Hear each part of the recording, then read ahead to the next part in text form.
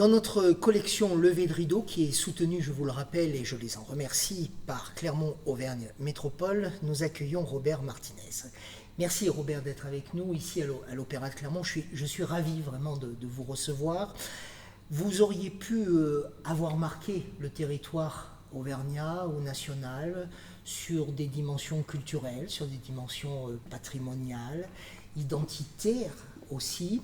Lié aussi à l'emploi, ça a été votre métier pendant des années, on en reparlera. En fait, vous avez marqué, oui, l'empreinte de votre empreinte, le territoire national, par l'accompagnement aux familles dans le cadre de ce que l'on appelle l'aidance. Et j'y reviens dans un instant. La première question que je pose à tous mes invités, c'est ce que vous ressentez personnellement ici sur cette scène, dans ce décor qu'est l'opéra. Est-ce que déjà c'est la première fois que vous montez sur cette scène, Robert Martinez? C'est la première fois, mais je dois dire que j'ai assisté à moult séances d'information. J'ai eu des informations ici sur l'emploi en particulier, mais en matière récréative, je suis venu à plusieurs shows qui ont été... Et c'est la première fois que vous êtes sur la scène? C'est la première fois. Non, c'est la deuxième. Ah. Il faut que je sois sérieux de ce côté-là. Le sérieux, c'est quelque chose qui vous caractérise d'ailleurs. Je crois. Ce que je peux dire, c'est que des sponsors ont souhaité me récompenser d'une certaine manière et mettre en avant l'action nationale, régionale et locale que je faisais depuis des années. À travers cette notion d'aidance. Alors ça c'est quelque chose, et je n'insisterai pas sur ce que vous ressentez dans cet opéra, c'est quelque chose qui vous caractérise. Le jour où votre vie a basculé en tant qu'homme, en tant que mari, en tant que citoyen français, en tant que responsable de structure, notamment à l'époque ex-Pôle emploi, enfin ANPE à l'époque, vous avez inconsciemment fait de cette quête de la reconnaissance de l'aidant votre quotidien. Et on vient d'en avoir une preuve. Vous réfléchissez au pourquoi vous seriez monté sur cette scène et vous réussissez à nous dire qu'en fait, c'est lié effectivement à la reconnaissance de sponsors. Comment et pourquoi, depuis tant d'années, consacrez-vous tout votre dynamisme, Robert Martinez, à cette reconnaissance de l'aidant? C'est simple à dire. C'est que je ne savais rien de tout cela. Et le quotidien auprès de mon épouse pendant 14 ans m'ont démontré de la nécessité de cet accompagnement. Mais pas n'importe quel accompagnement. Un véritable accompagnement. Il faut être serein. C'est quoi la différence entre ce qui serait peut-être pas un vrai accompagnement et un véritable accompagnement? Il y a ceux qui subissent. Moi, je suis toujours heureusement dans le domaine de l'activation. Et je me suis dit que mon épouse méritait un accompagnement personnalisé et qu'il fallait que je puisse faire quelque chose de nouveau, puisque personne n'était en mesure de m'expliciter un peu tous ces fondamentaux. On va reprendre les choses dans l'ordre un jour de votre vie, il y a plusieurs années, il y a au moins 14 ans. Vous apprenez par un coup de fil que votre épouse a eu une sorte de malaise. On vous le décrit de cette manière et qu'elle ne parle plus. Elle-même a une vie sociale débordante. Voilà, c'est une personnalité de la place, comme vous, chacun dans votre domaine de compétences. Bien sûr, vous vous rendez auprès d'elle et à partir de là, sa vie et la vôtre basculent. C'est simple à dire, puisque le matin, elle part à Aurillac dans le cadre de son travail de reconversion des salariés licenciés pour motif économique. Elle a une entreprise d'Aurillac de 10 salariés qui vont être sans emploi et elle part comme à l'accoutumée le matin à 7 h du matin pour faire sa prestation et recevoir les 10 personnes pour faire en sorte de trouver un premier accompagnement, puisque lorsqu'on est licencié, ce qu'il faut, c'est faire vite parce que le futur chômeur est désemparé et il y a lieu de mettre en place quelque chose qui puisse être de première nécessité. Et ça, c'était son job à elle. C'était son job à elle. Sauf que la maladie la frappe à cet instant-là. Alors qu'elle est avant de recevoir les salariés individuellement, elle fait avec ses collègues de la CEDIC. La CEDIC, c'était une structure chargée du paiement des indemnités. Elle était chargée Je de vous parle d'un l'emploi, temps que les moins de 20 ans ne peuvent pas connaître, mon cher Robert. l'emploi et la formation. Et elle commence sa prestation comme d'habitude en une demi-heure, trois quarts d'heure pour expliquer un peu le contour de son action. Et au bout d'une demi-heure, elle se tait. Elle se tait. Et tout le monde est dans l'expectative, tout le monde se demande si elle va reprendre son souffle, elle qui était sujette à parler. Et à ce moment-là, c'est une statue. Elle est droite, elle ne bouge plus, elle est les pieds ancrés sur le sol et elle regarde fixement la salle sans dire un mot. Ses collègues, bien sûr, la prennent en charge, comme ils le peuvent. Ils vous appellent, vous venez, vous faites le trajet. Il y a une sorte d'affolement, forcément, dans votre esprit. Et à partir de là, elle est hospitalisée. Et puis, vous comprenez, vous, que les choses ne vont pas aller en s'améliorant. Comment vivez-vous ce que j'ose appeler l'affolement de l'aidant à ce moment-là, peut-être pas à cet instant-là, mais dans cette période où vous comprenez que votre vie va être différente, la sienne, mais aussi la vôtre? Alors, je ne peux pas m'affoler parce que je ne sais rien. Donc, j'essaie d'être pragmatique. J'essaie de me dire qu'est-ce que je vais pouvoir faire. Où sont ses besoins, où sont ses envies, comment je peux l'aider? Voilà. Donc, je prends le recul nécessaire pendant une heure pour me dire comment tu vas t'y prendre. Et la première chose que me dit le neurologue, c'est il faut qu'on l'hospitalise parce qu'il faut qu'on puisse déterminer exactement la difficulté que l'on va rencontrer. Puisque nous n'étions pas sur un Alzheimer, ni sur un Parkinson, sur une sclérose en plaques, sur un AVC, c'était quelque chose.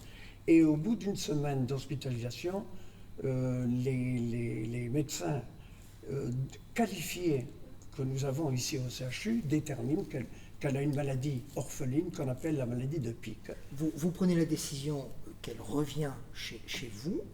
C'est vous qui prenez la décision seule ou est-ce qu'elle est en capacité d'exprimer ce qu'elle souhaite d'une manière ou d'une autre? Alors, je n'ai pas le choix.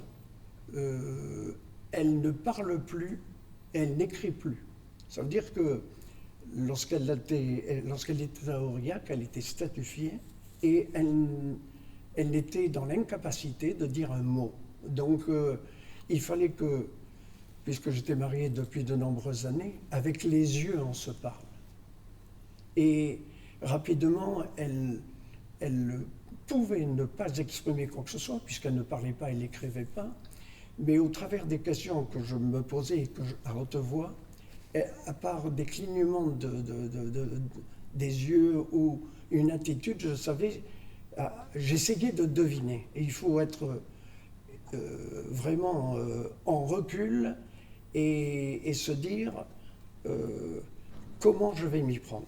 Est-ce que vous êtes en train de nous dire indirectement, Robert Martinez, que dans le cadre d'un couple, mais ça peut être un couple conjugal, homme-femme, femme-femme, homme-homme, peu importe, ou dans une relation de filiation parentale ou de fratrie, l'aide que l'on va apporter à l'autre vient aussi de l'amour qu'on lui porte avant que tout aille bien? C'est nécessaire parce que quand vous avez peu de solutions, puisque vous ne savez rien, et ce que je m'aperçois rapidement, personne ne sait pas comment prendre en charge ce genre de malade, je me suis dit qu'il fallait faire en sorte de la comprendre, l'écouter, et essayer l'écouter par les yeux, hein, mais d'échafauder quelque chose, puisque comme rapidement le neurologue m'a dit que chaque cas était un cas particulier et qu'il fallait construire pas à pas une solution. Alors, cette solution, vous la construisez pas à pas, à travers les yeux, pour elle. Quelque part, pour vous, au sens du deux. Mais vous, Robert, est-ce que à cet instant-là, vous comprenez aussi que vous allez être un autre homme? Je sais que voir partir son épouse le matin, alors que tout va bien, et la voir dans cet état 8 heures après, je me dis qu'il y a un basculement, il y a quelque chose qui se passe. Pas d'affolement, parce que quand il y a cette situation, on est en droit de s'interroger. Mais je suis quelqu'un de paisible, me dit-on. J'essaie de ne pas l'affoler non plus. Je fais en sorte de lui faire comprendre que je suis là. Je suis là. Et que, avec humilité, je vais faire tout ce qui est dans mon pouvoir pour essayer de faire pour le mieux. C'est ce que vous avez envie de dire, je vois que vous regardez, et vous avez raison, la caméra, c'est ce que vous avez envie de dire aux personnes qui pourraient là, maintenant, être dans votre situation à vous, c'est-à-dire faites comprendre à celui qui est dans la maladie que celui qui souffre autrement est là. Oui, il faut vous dire quand même que c'est le début de la maladie, donc les situations que l'on rencontrera par la suite n'existent pas. Donc je dirais que c'est assez simple, puisqu'on ne sait rien, mais c'est simple à la fois. Il n'y a pas d'interdit, il n'y a pas de contradiction. Donc je me suis dit, telle que je la connais, telle qu'elle me connaît, on va essayer de passer un pacte de non-agression pour que chacun comprenne qu'on n'est pas l'un et l'autre seul, mais on est unis dans ce grand désordre qui se construit. Je ne peux pas ne pas vous faire répéter ce que vous venez de dire, Robert. Un pacte de non-agression. Ça voudrait dire que le malade agresse celui qui est bien portant. Imaginons quand même que voilà quelqu'un qui était dynamique, qui était une indépendance totale. Dans son métier, elle prenait des décisions financières et d'accompagnement. Ça veut dire qu'elle a tout de suite senti ce qui se passait, puisque immédiatement, elle s'est un peu cabrée, laissant penser qu'elle ne pourrait pas faire ce qu'elle aimait dans le cadre de son travail, et qu'il fallait que je la comprenne rapidement pour qu'elle ne puisse pas souffrir. Je ne voulais pas qu'il y ait de la souffrance, et ce ne sont pas mes mots qui ont essayé de l'accompagner, c'était une attitude. Dire, on va continuer comme hier, dans des conditions autres.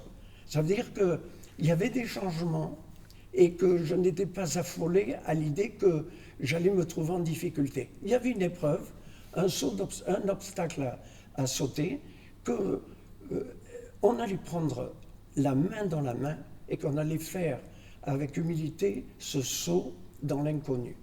Cette humilité qui vous caractérise, elle vous a aussi amené à avoir une énorme ambition pour tous les futurs aidants qui allaient se retrouver dans la même situation que vous.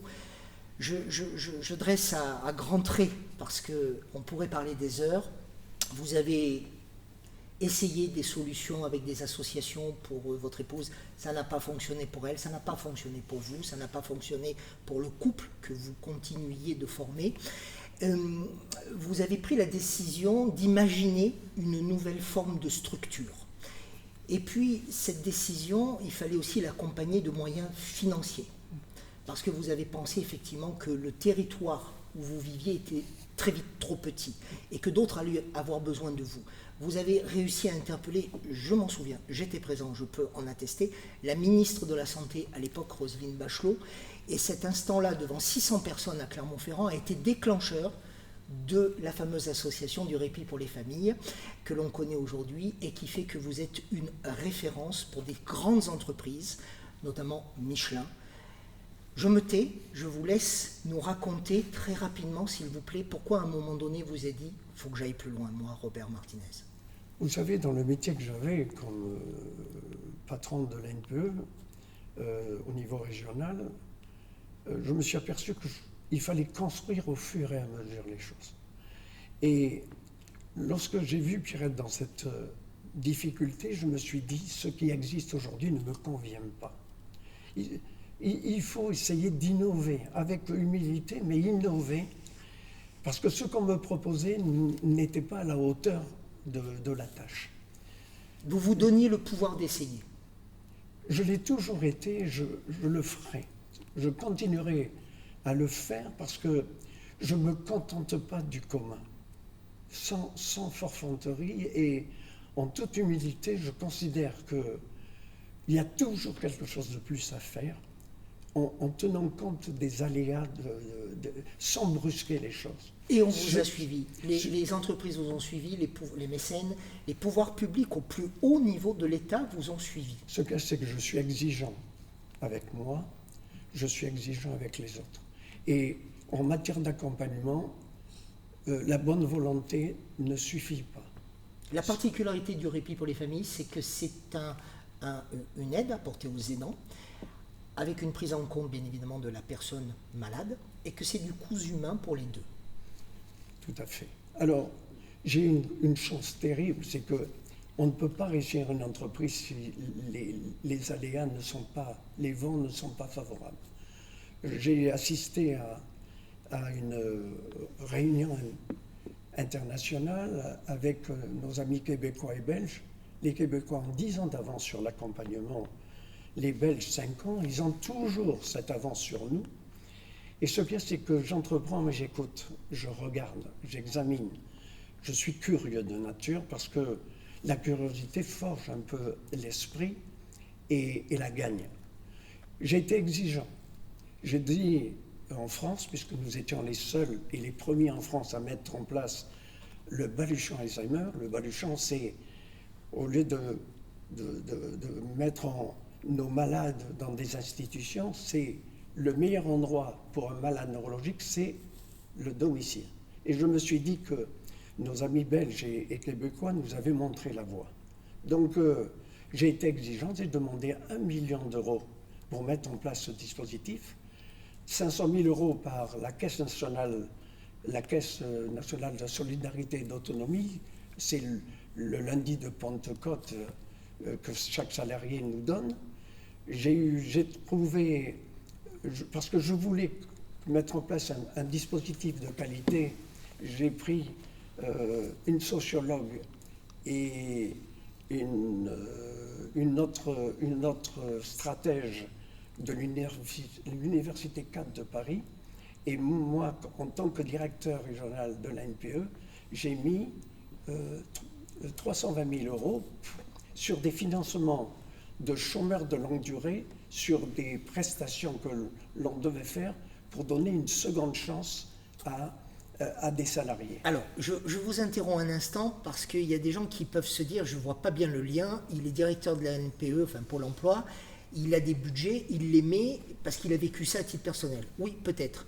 Mais ce qui est très important, c'est de dire que vous, cadre dirigeant d'une structure, par définition, la situation de maladie qui s'impose à votre épouse vous déstabilise en tant qu'homme et vous déstabilise forcément en tant que patron. Vous avez des salariés, eux-mêmes peuvent être déstabilisés. Et ce cas-là a été révélateur dans l'histoire de notre pays, parce qu'à travers vous, les gens ont compris que la dimension de la déstabilisation du chef d'entreprise pouvait avoir d'autres types de conséquences. Absolument. Si vous voulez, cette aventure était magnifique, parce qu'on donnait à ces salariés que j'avais au chômage, j'avais 56 000 demandeurs d'emploi en Auvergne, à 12 salariés de pouvoir avoir une deuxième chance sur un métier nouveau. Et ça a été quelque chose de merveilleux. C'était des salariés qui ont été formés par les Québécois et les Belges, je ne sais pas, qui se sont déplacés à Clermont. Et ça a été une aventure. Et cette aventure s'est terminée au bout de 2 ans, pour une raison simple, c'est qu'une journée d'accompagnement de malades vraiment de qualité extrême à domicile, ça coûte entre 400 à 500 euros la journée. Ça veut dire que pour permettre à des familles de prendre du répit, parce que c'est le terme qui est le plus usité, le répit, donner du répit aux familles, de permettre de les remplacer pendant qu'ils puissent aller se reposer à juste titre, ben ça a été quelque chose de merveilleux. Et j'étais comme une agence de voyage où j'ai été immédiatement dépassé par les événements, puisque la chose a été tellement bien perçue que tout le monde voulait avoir cette prestation-là. Robert Martinez, un homme qui aura toujours eu le sourire. Et voilà, je suis content, Robert, que vous ayez enfin le sourire dans cette émission. Je comprends que tout ça réveille forcément beaucoup de douleurs et d'étapes et de souvenirs compliqués. Je vais prendre le classeur qui est juste à côté de vous. Je vais le montrer à la caméra. Vous nous dites un mot, le guide de l'aidant.